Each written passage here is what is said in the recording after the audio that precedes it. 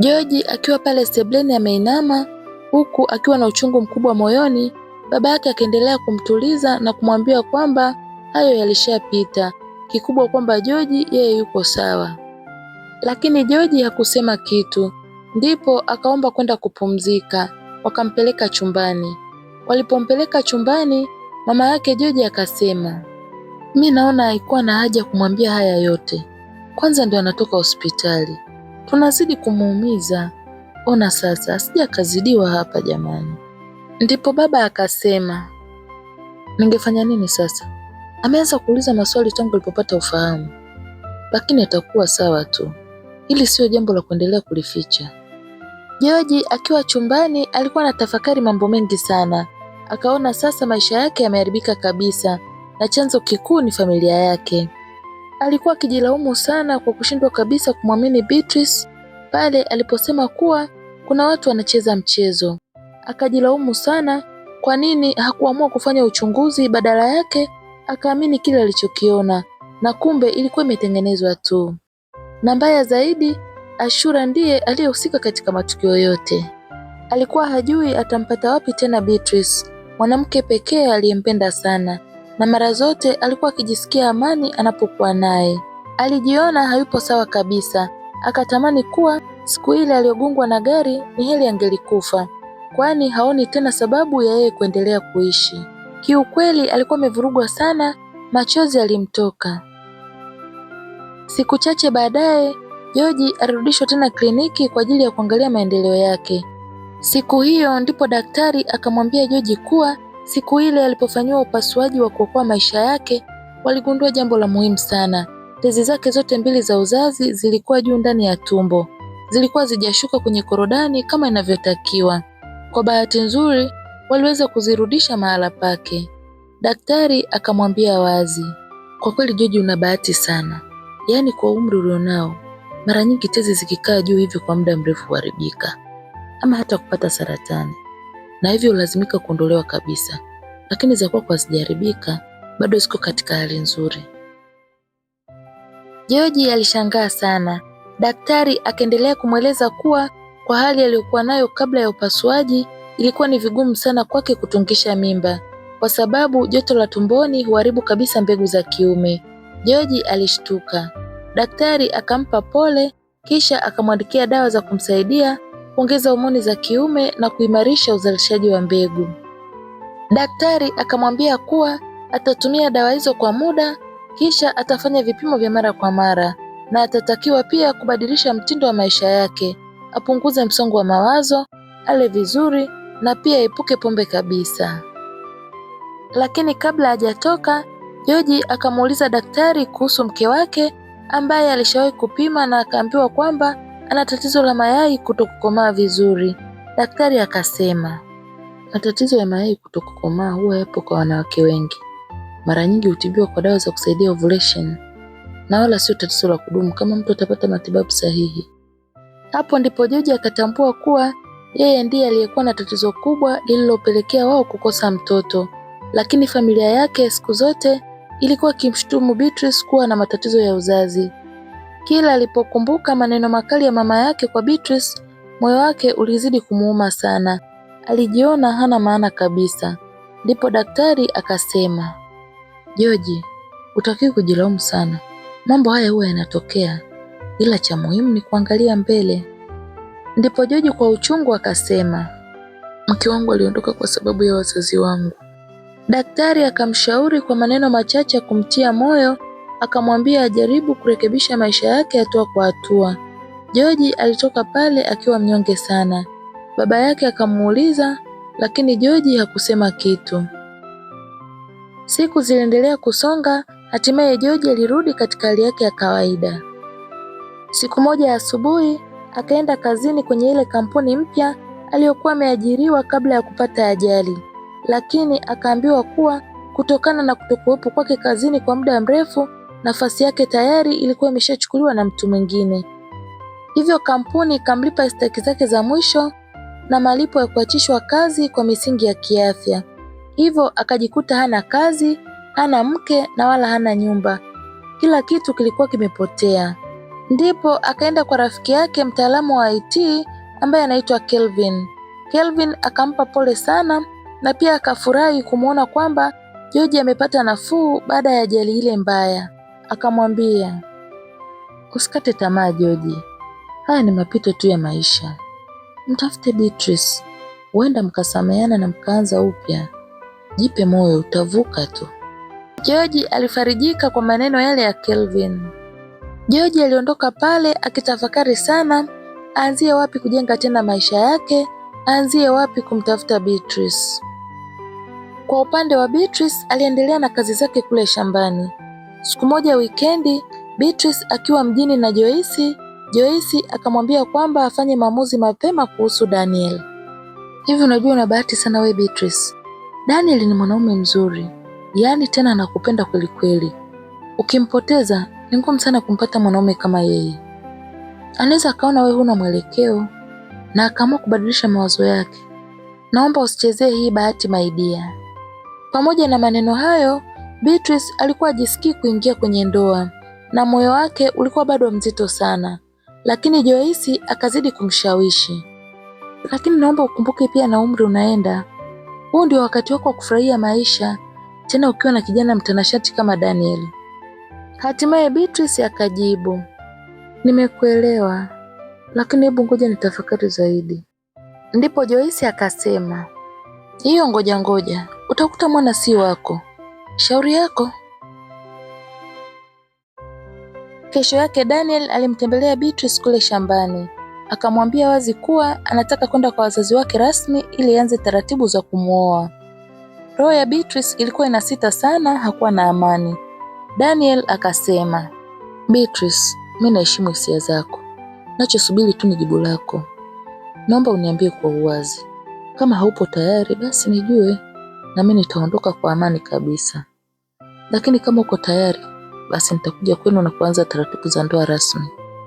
Beatrice akamwomba muda kidogo ili atafakari vizuri kama yuko tayari kwa ajili ya maisha ya ndoa ama la. Daniel akasema sawa, atasubiri, kisha akaondoka.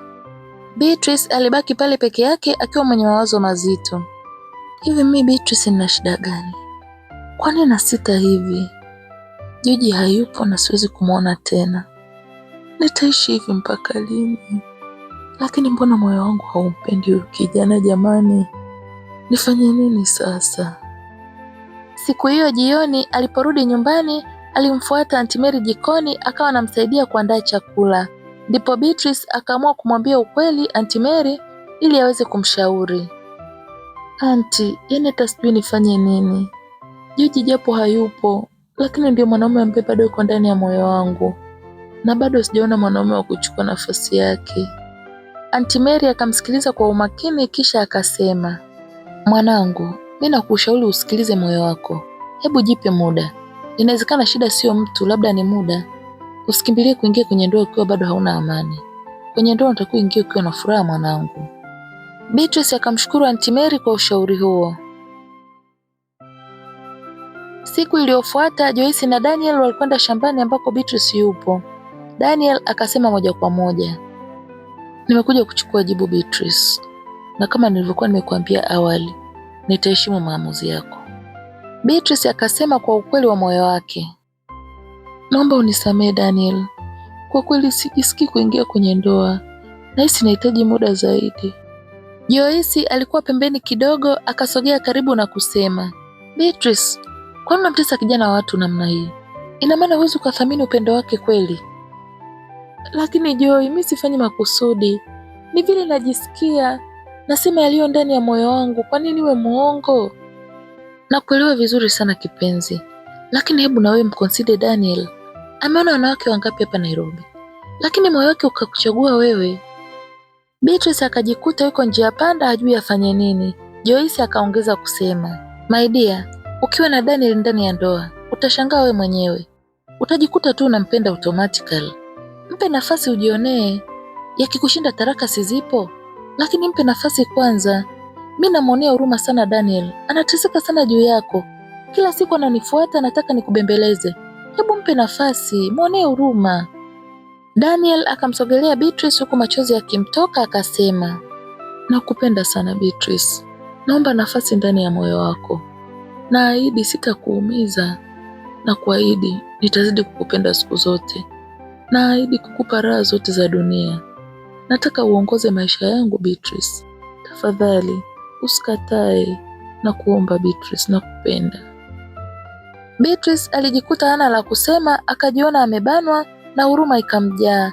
Ndipo akasema, sawa, nimekuelewa. Daniel akamkumbatia Beatrice kwa furaha kubwa, akasema, asante sana Beatrice kwa kuniruhusu niendelee na hatua nyingine. Sasa kesho nitakuja kwenu. Nataka wazazi wako wajue nakupenda, na pia nataka uwe mke wangu. Kesho yake Daniel aliandamana na wababa wawili waliokuwa wamevaa vizuri na walionekana ni watu wa heshima kweli kweli. Wakaenda moja kwa moja nyumbani kwa kina Beatrice. Walipofika wakakaribishwa sebuleni. Baada ya salamu na kujitambulisha, mmoja wa wale wazee akasema kwa sauti tulivu lakini yenye uzito, tumekuja hapa kwa jambo moja zuri na la heshima. Kijana wetu Daniel anampenda sana binti yenu Beatrice. Tumekuja kuomba ridhaa yenu ili aweze kumwoa kwa kufuata taratibu zote. Wazazi wa Beatrice wakatazamana kidogo.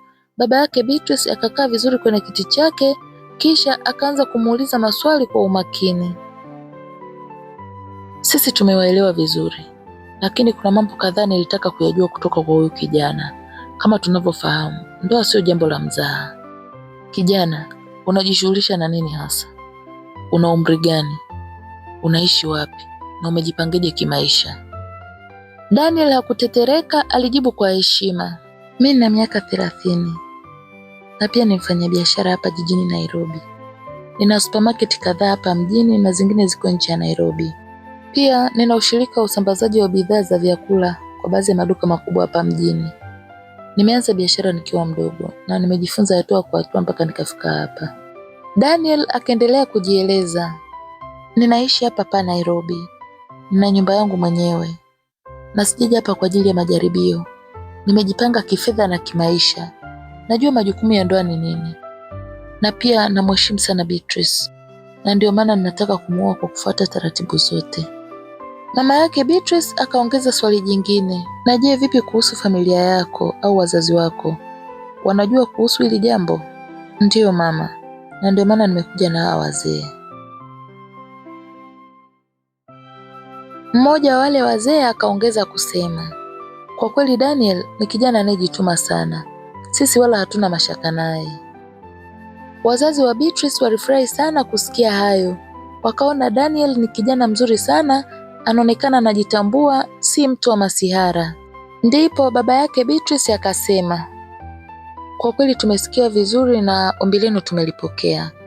Lakini sisi kama wazazi tunahitaji kwanza tuongee na binti yetu. Baada ya hapo tutawajulisha rasmi. Daniel akainama kidogo kwa heshima kuonesha kwamba yuko tayari kusubiri. Wageni hao wakaagana na wazazi wa Beatrice kisha wakaondoka huku wakisubiria majibu. Baada ya wageni kuondoka, wazazi wakamuita Beatrice sebuleni na kumuuliza, kuna wageni wamekuja hapa kwa ajili yako. Ni Daniel na wazee wake. Daniel anataka kukuoa.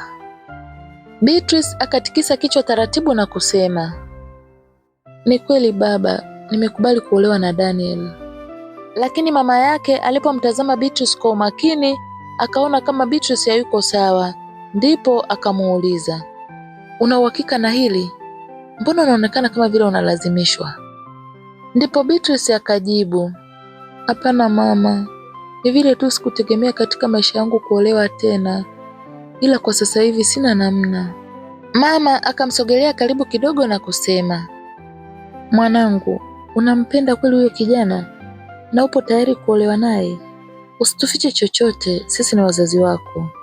Beatrice akakumbuka jinsi Daniel alivyombembeleza na jinsi alivyoonyesha upendo mkubwa mpaka kulia mbele yake.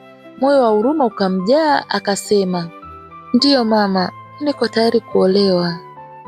Wazazi wakatazamana, ndipo baba yake Beatrice akasema, sawa, tutarudisha jibu, kisha mipango ya ndoa itaanza. Beatrice alitikisa kichwa kwa ishara ya kukubali, lakini moyoni mwake bado kulikuwa na ukimya mzito ambao hata yeye mwenyewe hakuwa anauelewa. Siku chache baadaye wale wazee wakajulishwa kwamba Beatrice amekubali kuolewa na Daniel. Basi maandalizi ya kufunga ndoa kati ya Daniel na Beatrice yakaanza rasmi. Lakini kule jijini Dar es Salaam, hali ilikuwa tofauti kabisa kwa upande wa George. George alikuwa akitafuta kazi yoyote ili mradi ajipatie riziki. Alizunguka sehemu tofauti tofauti kwa siku kadhaa bila mafanikio, lakini baada ya muda akapata kazi ya kuwa dereva wa taksi. Kila siku alikuwa akiondoka asubuhi sana na kurudi usiku sana, na pia alikuwa akipaki gari yake maeneo ya stendi kuu huku akisubiri wateja. Lakini wakati huo huo alikuwa anatumia application ambapo wateja walikuwa wanaweza kurequest usafiri. Kwa upande wake maisha yalikuwa magumu sana, lakini alikuwa anajitahidi kufanya kazi ili ajipatie fedha.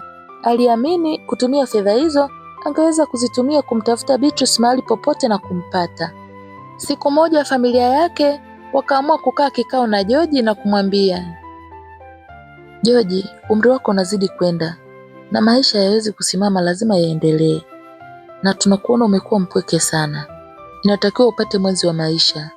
Kwa hiyo inabidi uoe sasa. Hapo ndipo walipoibua machungu ya George.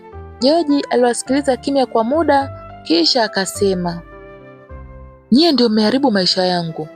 Leo hii tupo hapa kwa sababu mmeingilia maisha yangu. Mlifanya kila mnaloweza kuhakikisha tunaachana na Beatrice. Akamtazama moja kwa moja Ashura na kusema, we Ashura, najua vizuri sana jinsi ulivyobadilisha ripoti ya mama kule hospitali na yule daktari wako feki. Najua hata tukio la kule Upanga la kumfumania Beatrice ni wewe ndio ulilitengeneza. Na wewe ndio ulikuwa unatumia simu ya mke wangu kujifanya na chati na mwanaume mwingine. Nilikuwa mjinga sana, niliamini kila kitu. George akaendelea kusema, mkasababisha ndoa yangu ikapita kwenye migogoro mikubwa, mkatuchonganisha. Mmehakikisha mmeharibu maisha yangu, sasa mnakuja kivingine. Msione nipo kimya, lakini najua kila kitu mlichokifanya. Akavuta pumzi kidogo kisha akaendelea kusema, George wa zamani sio huyu tena. Hamwezi kuendesha maisha yangu jinsi mnavyotaka. Sitaki kusikia mtu ananiambia habari za kuoa. Mimi mwanamke niliye naye ni mmoja tu, Beatrice. Kama atarudi kwenye maisha yangu ama hatarudi, lakini mpaka naingia kaburini ni Beatrice tu. Baba na mama mdogo wakabaki wameduaa, wakamgeukia Ashura. Hivi anachosema George ni kweli? Ashura akasema, ni kweli baba, lakini sikuwa peke yangu. Tulikuwa mimi, mama pamoja na Neema. Regina akamgeukia mama George na kusema, dada, hata kama Beatrice alikuwa hana uwezo wa kuzaa, ukupaswa kumdhalilisha kiasi hiki. Yaani kwa habari mlivyokuwa mnazisema, Beatrice alionekana hana maana kabisa. Hapa mlikosea sana. George aliumia sana kuona kuwa hata mama yake alikuwa sehemu ya mpango huo. Ndipo George akasema kwa uchungu mkubwa, yaani mmeniondolea furaha ya maisha yangu. Beatrice ni mwanamke pekee ninayempenda kwa dhati. Beatrice ndio furaha yangu. Beatrice ndio maisha yangu. Beatrice ndio kila kitu kwangu. George, bila Beatrice hajakamilika. Kuanzia sasa naondoka hapa. Naenda kuanzisha maisha yangu. Sitaki mtu yote anifuatilie. Mlionifanyia yanatosha. George akaondoka. Alitafuta chumba cha kupanga, akaanza kuishi peke yake huku akiendelea kufanya kazi ya taksi. Mama yake George alilia kwa majuto makubwa, lakini sasa mambo yalikuwa yameshaharibika. Na kule jijini Nairobi, mapenzi kati ya Daniel na Beatrice yaliendelea kuchukua hatua nyingine. Hatimaye tukio la Daniel kumvalisha pete ya uchumba Beatrice likaandaliwa nyumbani kwa kina Beatrice. Na siku hiyo Beatrice alikuwa shambani kama kawaida. Majira ya mchana mama yake akampigia simu na kumwambia kwamba arudi nyumbani haraka, kuna jambo la muhimu. Beatrice alipofika nyumbani alikuta surprise kubwa sana. Maua yalikuwa kila kona ya uwanja pamoja na mabango. Joyce akamshika mkono haraka na kumwingiza ndani. Alipofika ndani akamvalisha gauni zuri sana. Beatrice alipendeza kweli. Baada ya kujiandaa akatoka nje tena. Alipotoka tu watu wakaanza kushangilia. Daniel alikuwa amesimama katikati, ghafla akapiga magoti mbele yake. Will you marry me? Ndani ya moyo wake Beatrice hakuwa na amani hata kidogo, lakini akajilazimisha, akanyosha mkono wake. Daniel akamvalisha pete mbele ya watu wote, wakiwemo wazazi wa Beatrice, Auntie Mary, Joyce na ndugu wengine wachache. Watu wakapiga makofi na kushangilia. Lakini Beatrice alikuwa akilia. Watu walidhani kwamba ni machozi ya furaha, lakini ukweli ni kwamba alikuwa anaumia sana moyoni. Hampendi kabisa Daniel. Alikuwa anamwonea tu huruma na hakuona njia nyingine. Baada ya tukio lile, maandalizi ya harusi yakaanza rasmi. Tarehe ya ndoa ikapangwa, sehemu ya kufungia ndoa ikachaguliwa, ukumbi wa sherehe ukawekewa booking mapema. Mpambaji wa ukumbi akaanza kuonyesha sampo za mapambo, maua, vitambaa na taa za rangi. Beatrice akiwa na Joyce na Daniel walikwenda kuangalia magauni kadhaa ya harusi. Alijaribu magauni tofauti tofauti, pia akachagua viatu vinavyolingana na gauni. Kadi za mwaliko zikaandaliwa na watu wakaanza kugaiwa kadi. Mtu wa keki akaandaliwa, wakachagua keki nzuri yenye mapambo mazuri. Mtu wa picha na video wakawekewa booking. MC wa sherehe akaandaliwa. Muziki pia ukaandaliwa. Hata honeymoon location ikaandaliwa. Muda wote Joyce alikuwa karibu na Beatrice akimshauri nini cha kufanya, jinsi ya kutabasamu, jinsi ya kuonekana mwenye furaha. Daniel na Beatrice walikuwa wakitoka pamoja mara kwa mara. Daniel alifanya kila namna kumfurahisha Beatrice. Alimpeleka dina, alimnunulia zawadi, alimpeleka sehemu mbalimbali nzuri za kupumzika. Lakini ndani ya moyo wa Beatrice kulikuwa na ukimya mzito ambao hakuna aliyekuwa anaweza kuusoma. Hatimaye siku ya harusi ilifika. Badala ya Beatrice kuwa mtu mwenye furaha, kwake ilikuwa ni huzuni kubwa sana, kama vile ni siku ya msiba. Asubuhi ile alienda saluni kuandaliwa. Joyce alikuwa pamoja naye.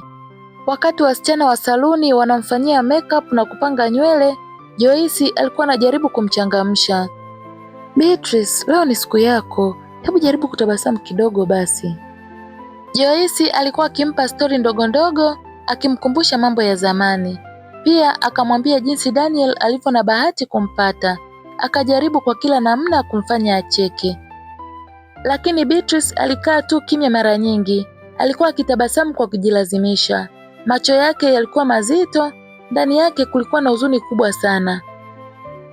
Na alipojitazama kwenye kioo, akiwa amevaa gauni jeupe la harusi akajiuliza, hivi maamuzi yangu yako sawa kweli? Kulikuwa na haja ya kufunga ndoa hii? Na sina amani kabisa mimi. Mbona kama naingia kwenye shimo mimi? Kwa upande mwingine, Daniel alikuwa akijiandaa pia. Alivaa suti nyeupe iliyomkaa vizuri sana. Alionekana mwenye furaha ya kweli. Alikuwa akitabasamu muda wote, marafiki zake wakampongeza. Daniel alionekana ni mwenye furaha sana isiyo na kificho.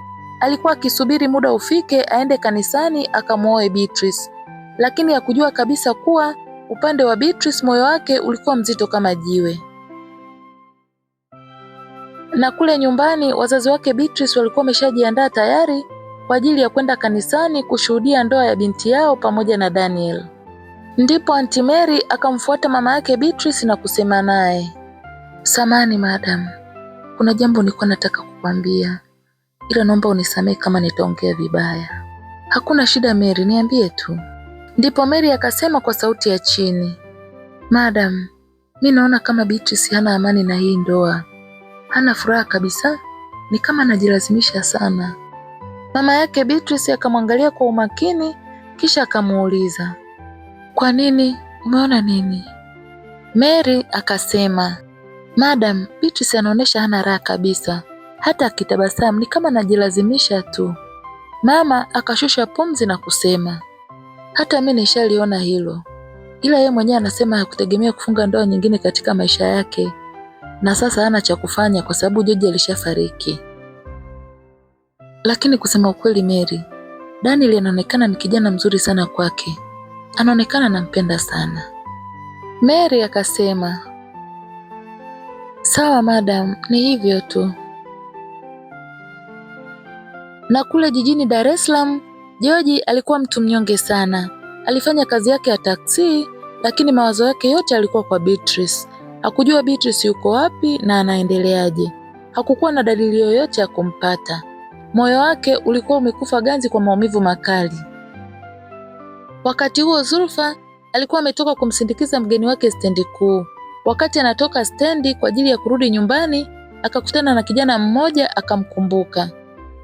Akakumbuka siku ile wakati wanatoka hospitalini baada ya Beatrice kuruhusiwa, kijana huyo alikuwa ameambatana na Ashura. Ndipo Beatrice alipowaona akapiga kelele, lakini mama alimzuia asishuke kwenye taksi. Ndipo Zulfa akamkimbilia yule kijana. Samani, we ni Peter shemeji yake Beatrice? Kijana yule alishtuka kidogo kwa sababu alikuwa hamfahamu Zulfa. Ndipo akasema, we ni nani? Mi naitwa Zulfa, ni rafiki yake Beatrice. Ameniambia mambo mengi sana kukuhusu. Na kuna siku tulikuona pale Muhimbili, ulikuwa umeambatana na Ashura. Mlikuwa mnaingia, si tunatoka, ila tulikuwa kwenye taksi tukashindwa kushuka. Peter akashangaa kidogo kisha akaanza kufunguka. Ile siku tulikuwa tumeenda kumuona George, alikuwa amelazwa pale kwa muda mrefu sana. Alikuwa amepata ajali, aligongwa na gari, lakini sasa hivi amepona kabisa, yuko vizuri. Zulfa alishangaa sana. Unamaanisha huyu George mume wa Beatrice yupo? Peter akasema, ndiyo yupo. Zulfa akasema, mbona Ashura alisema George alishafariki? Peter akashangaa sana. Hapana jamani, George yupo, tena yuko hapa mjini. Siku hizi yeye ni dereva taksi, ila sijui tu anaishi wapi. Peter akamweleza kila kitu kwa upana.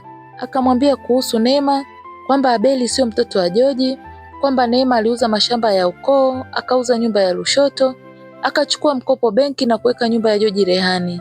Mkopo wa ukulipwa na nyumba ikauzwa, gari likauzwa pia.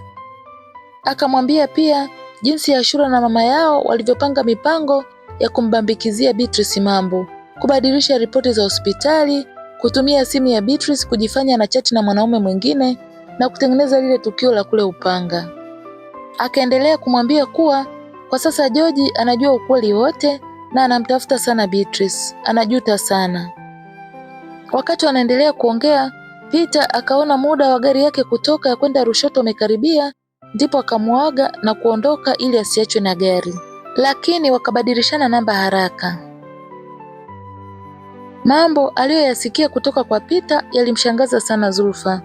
Zulfa alibaki amesimama pale, lakini ghafla akakumbuka kuwa Beatrice alimwambia leo ni siku yake ya ndoa na Daniel. Zulfa akajaribu kumpigia simu Beatrice mara kadhaa, lakini simu haikupokelewa. Wakati huo Beatrice alikuwa saluni akipambwa.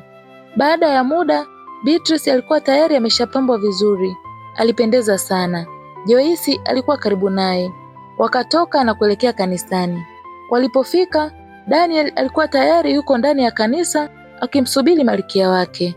Ndugu na marafiki waliokuwa wamekaribishwa walikuwa tayari wamekaa ndani, kila mtu alikuwa anamsubiria bibi harusi. Beatrice alipofika nje ya kanisa, wazazi wake wakamsogelea. Baba yake akamshika mkono tayari kwa kumpeleka kanisani. Ghafla Beatrice akasikia simu yake ikiita ndani ya gari. Akamwambia baba yake anaomba akapokee simu mara moja. Alipoangalia akaona ni Zulfa anayempigia. Akapokea haraka akijua labda anamtakia heri. Lakini Zulfa akamuuliza kwa haraka, vipi, ushafunga ndoa? Beatrice akasema, bado nipo kanisani, nataka kuingia. Zulfa akashusha pumzi na kusema, kipenzi, nimekutana na Peter yule shemeji yako. Beatrice akashtuka. Anasemaje? Zulfa akasema, kaniambia George yupo hai, hajafa, ila alipata ajali mbaya sana na alikaa hospitalini kwa muda mrefu, lakini sasa amesharuhusiwa, yuko vizuri na pia anakutafuta sana. Beatrice alichanganyikiwa kabisa, akauliza, George yupo hai kweli? Zulfa akasema, Peter akanihakikishia. Anasema ile siku tulipoona pale hospitalini walikuwa wanaenda kumuona George, alikuwa amelazwa yuko ICU. Beatrice akakumbuka maneno ya yule manesi, akakumbuka Ashura na Peter pale hospitalini, akagundua haikuwa bahati mbaya. Ghafla akatupa ua lake chini, akaanza kulia. Hakujua afanye nini, aendelee kuingia ndani kanisani kufunga ndoa na Daniel au arudi kwa George.